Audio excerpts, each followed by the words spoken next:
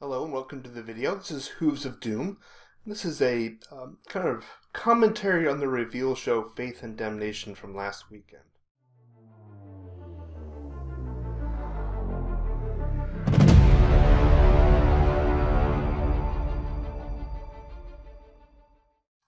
Alright, so the biggest reveal and the one that was probably most highly anticipated. I say biggest in terms of models. Maybe. There's plenty here to discuss. But definitely a lot of people were highly anticipating new Bloodknights. Now we have them. This Soulblight release is a green light. We knew it has been coming for a couple months. And these models do look very cool. A little larger. I liked the old sculpt as well, but they were originally metal and then changed to fine cast, and all those models have a very short expiration date. They will be coming out with new sculpts for each of these plastic sculpts, and it was just writing on the wall, right? Everyone knew Bloodknights had to come out. And it's really the one piece. We have Graveguard and lots of skeletons and everything else. We needed Bloodknights. Blood Knight themed armies are just really cool. And we've just never had the models to really represent them. Now, ironically, I'm really curious here about the price point on these. The old Bloodknights were like $100 for 5.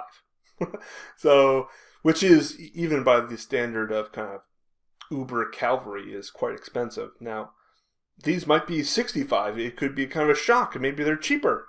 Or maybe they thought, well, we sold the last ones for $100, so we'll go $125 or something like that. We'll see how that plays out here, but man, these look great. A little bit larger bases, it looks like. I'm not sure about the two different shades of red myself personally. I kind of prefer the more kind of darker crimson, but it's a nice complement. They look great. I know a lot of people are pretty excited about these. I really love that banner. They did a really good job in that. And I like the sculpted banners myself because even though I've painted a few freehand ones, it's a little easier if they're pre-sculpted.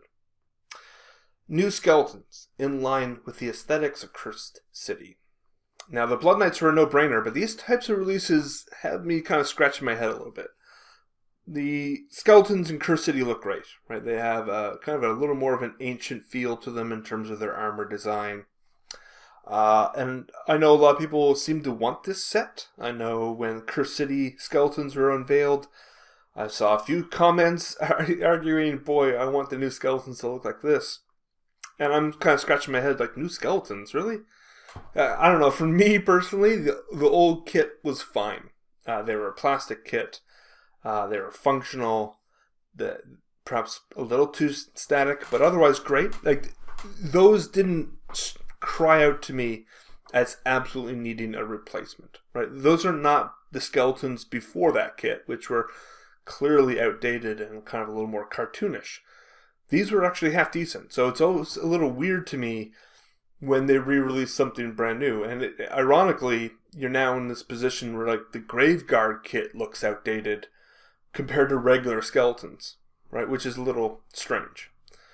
But, it is what it is. And maybe I like the old metal Graveguard as well. So like, maybe I'm just stuck in kind of a time warp here where my nostalgia for some of the older models has kind of clouded my judgment. But I honestly, this one had me a little confused. Now, don't get me wrong, I like the models, but I'm just a little bit, whenever they put out new models for something that I didn't think was required, compared to how many other kits are out there that clearly need an update, it's just a little confusing to me.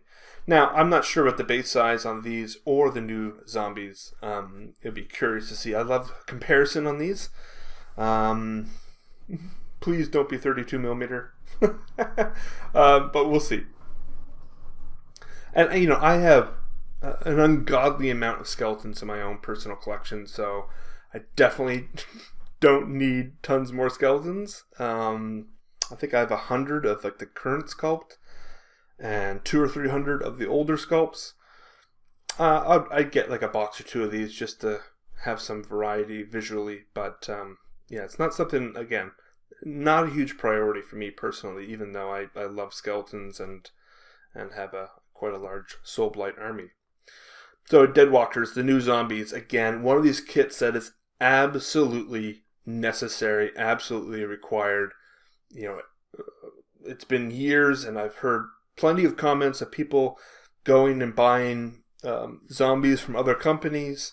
This kit has been basically reboxed and rebranded like 5 or 6 times. This was absolutely required. I'm very happy with these, actually. Again, they follow the Cursed City aesthetic, but they don't have like the Cursed City curse of every single zombie having the tombstone. Actually makes me really, again, scratch my head about the Cursed Zombies. Or Cursed City zombies, sorry. I'm just a little bit like, why did they just use that one sprue in that box set? Because these have a lot more variety and a lot more character, ironically. Again, really cool. Quite a good update compared to the old models, which are quite static. And not a whole lot of individuality at all in terms of their appearance. But there's a couple little quirks here. But in general, I think that it's a pretty solid unit. Again, I'm not sure about the base size. I'm not sure what it will look like if you have sufficient numbers on the table. What does it look like if you have 40 or 60 of these? I think they'll look pretty convincing. And I think these were the ones that they teased ages ago that made people think that they were kind of the vampirates. That was a while back, probably like December. But I think these are the models. So I'm pretty happy with these. Again, a kit that desperately needed a facelift. More of this. And then, of course, Felbats. So we just get more of that. And the new plastic Felbats look really cool. Thank the Lord for these. My metal Felbats have broken off their stands so many times. So a new plastic kit. Very dynamic. Lots of character. They're all kind of standing on little rocks at different poses. Let's see what the rules are. Let's make these worthwhile having. But these look really cool. So the first opportunity to grab some of these new kits will be in Cursed City, which will be coming out soon, apparently. And of course, to wrap it all up, there's a new Soulblight Battle Tome, which was kind of sorely needed.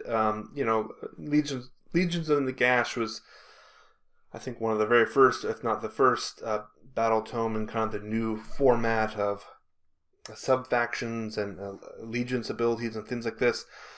And, since then, we've had Night Hunt kind of come out on its own. I've never really looked at that book with too much of an interest, the Legions of Nagash book, because it just felt so outdated. The rules just, and even the structure and design of the book, even like the size of the font and everything, is just outdated. It's amazing how quickly that happened. But it's the rules in that book are just always felt a little flat to me. So hopefully no new rules and new kind of overhaul of this army in such a way that I think it could be appealing again. And we'll see. I know Mrs. Hooves loved the old traditional vampires. She's been playing Night Haunt a lot, but I could see her get into this one and put zombies and skeletons back onto the table. It'd be interesting to see how the remnants of the Legions of Nagash book kind of fall into place. Let's just hope there's lots of cool rules. Now, the new model of the week premiere, we've seen a couple new vampires.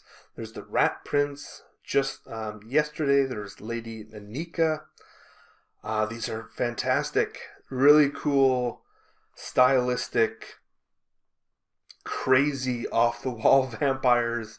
I know John Blanche, the artistic director for Games Workshop, I think he's retired for the most part, but I could see both of those vampires, like the concept art for both of those from John. They're just crazy. My one thing I'm kind of scratching my head about is the base size. Again, I hate bases. But you don't see too many characters on oval bases. These are a little bit... And it's purely to accommodate the weird model, right? It has these kind of draped out capes. Just unusual. An unusual choice. Maybe we'll see some of that carry over into other model lines.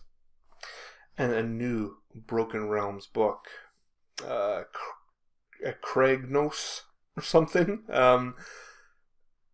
Oh man, I am excited for these books. I'm not going to speculate too much on the nature of this. I don't. It's probably destruction. But it's not a Dragon Ogre. I don't know if it's Kurnothi. I don't think it is. I think it's probably just something we've never thought about or experienced before. I'm very excited for this.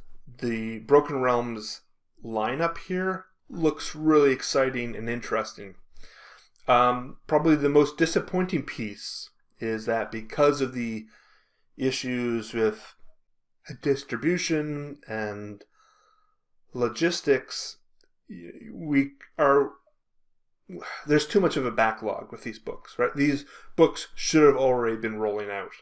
And we know that Age of Sigmar 3.0 is coming out this summer, probably, and, with an extremely high likelihood at the very least.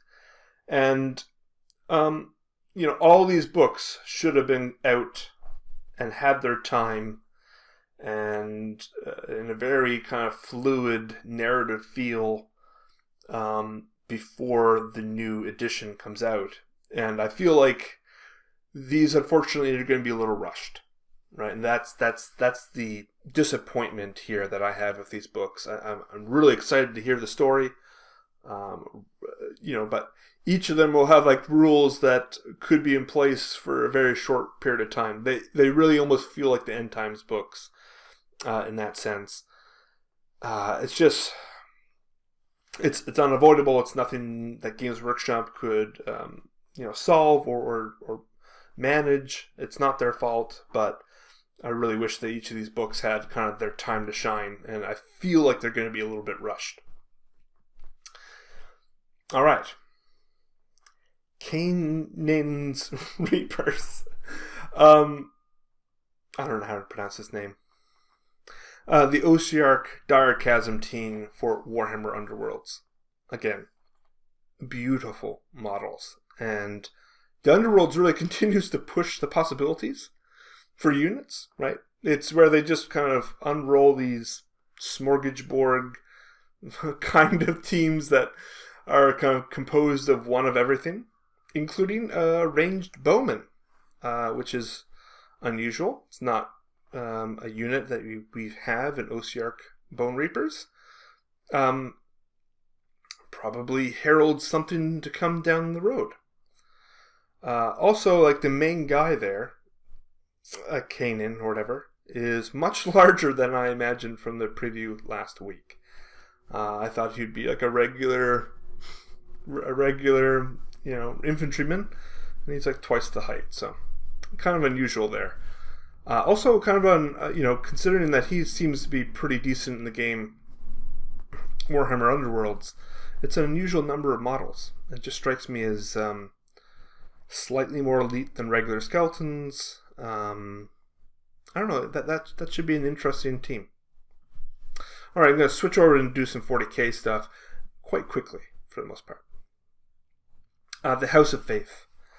There was an old Warhammer comic called The Redeemer that I really liked in my youth. And he apparently was a member of the House of Faith, I would say. The aesthetics certainly match. And for that reason alone, I like these guys. They're a little cringy here and there in terms of their aesthetics, but the more crazy, off-the-wall Hive games, the better. So we'll see. And there's a new Necromunda Hive War box set. Kind of a nice little starter set with 2 gains and a few pieces of Zone Mortalis terrain. And my conclusion of most of this is I really want an opponent to play against. I now have kind of a decent terrain set up for Necromunda and a couple gains. I just don't have the player base to ever play. A new Skittari Marshal and kind of a new codex. Now, the new codex is probably very welcome. They really overhyped this one model a little bit. You know, it's 2 or 3 teases for this model. Now we have it. You know, irregardless of the rules, I'm not really sure how special this guy is. I do, however, like that he's very Romanesque. He has the is it the Skittari Vanguard helmet with like a little plume. A couple other kind of Roman centurion elements to him. I do like that a lot. And there's a new battle tank for the Castigator. For the Sisters of Battle, nonetheless. With a battle cannon. Very cool. It's a little stubby for me. You know, it's a little squat and stubby. But probably very welcome in this army. You know, not an incredible amount of kind of long-ranged fire support, and a very kind of a strange mix of the Space Marine Predator and Imperial Guard design in terms of like it basically looks like a Space Marine Predator tank with a heavy bolter on the front like the Imperial Guard tanks. But very ornate, seems to have the same type of features in terms of like that hunter-killer missile on the back, but very cool. And I think, you know, obviously for a lot of reasons, the Beast Snagas seem to really steal the show, apart from the Castigator. And this is a little bit out of left field for me.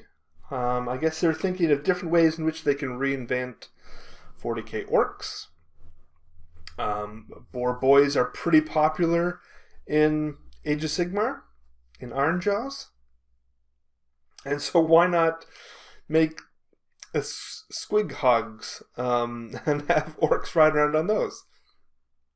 Or perhaps more appropriately, squig pigs. But I think these are really cool. And there's lots of other really cool kind of background art here in the animation, kind of, you know, crazy kind of vehicles that are kind of tied up to these creatures. A couple new kind of war bosses with grots on top of them with guns. Obviously, a lot is going to be coming out with this. So I'm pretty excited by what most of these releases are saying. The new Soulblight, some new Sisters of Battle, some new Orks, some continued support for Warhammer Underworlds, and then, of course, the new Broken Realms book, which will be very welcome when it eventually comes out sometime in the future. Let me know what you think about these models. Any of these stand out? Any of these are kind of losers in your mind? I'm always interested to hear what feedback is on these types of releases. Thanks for watching. Have a good one. Bye. I hope you enjoyed this video. Thank you for watching. Please consider supporting the channel by commenting on the video, hitting that little like button, and subscribing for more Warhammer content.